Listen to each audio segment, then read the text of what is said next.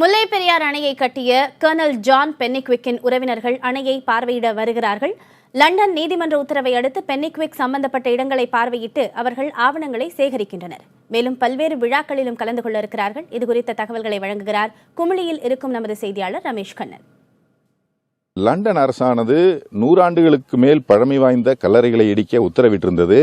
ஆனால் பென்னிக்விக் தமிழகத்தில் கடவுளாக போற்றப்படுவர் என்றும் அதற்கு தமிழக அரசு சார்பில் மணிமண்டபங்கள் எல்லாம் எழுப்பப்பட்டு மக்கள் அவரை வழிபட்டு வருவதாகவும் அவரது கல்லறையை இடிக்க தடை விதிக்குமாறும் குடும்பத்தினர் லண்டன் நீதிமன்றத்தில் வழக்கு தொடுத்திருந்தனர்.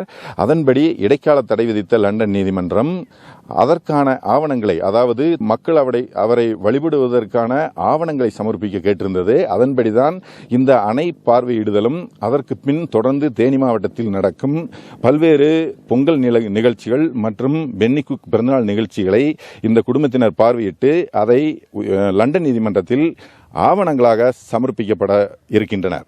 எனவே பென்னிக்விக்கின் கல்லறையை மீட்பதற்காக நடக்கும் இந்த அணை பார்வையிடல் மற்றும் அடுத்தடுத்த நிகழ்வுகள் அனைத்தும் முக்கியத்துவம் வாய்ந்ததாகவே பார்க்கப்படுகிறது. புதிய தலைமுறைக்காக ஒளிப்பதிவாளர் ஆதர்சனுடன் முல்லை பெரியார் அணை நீர் தேங்கியிருக்கும் தேக்கடி ஏரிக்கரையிலிருந்து ரமேஷ் கண்ணன்.